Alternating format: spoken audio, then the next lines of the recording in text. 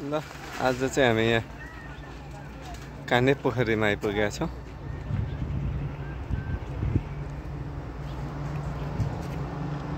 काने पोखरीको यो पोखरी चाहिँ कान जस्तो पोखरी भएको भएर चाहिँ यसको नाम काने पोखरी राखिएको। त्यसैले चाहिँ त्यसले गर्दाखेरि पछाडि देख्नुहुन्छ पछाडिपट्टि कान छ, कानको चित्र नि बनाएर राख्नु भएको छ।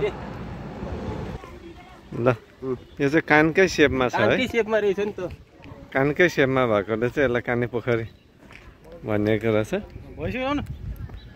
आउन सक्नुहुन्छ तपाईहरु, राम्रोसँग यसरी घुम्ने ठाउँ, बस्ने ठाउँ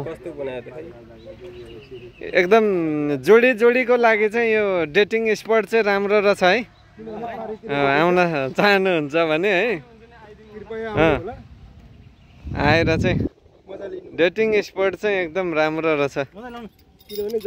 उता पर पर देख्नुहुन्छ त्यतातिर पनि जोडी जोडी आएर बसेको पनि छ है।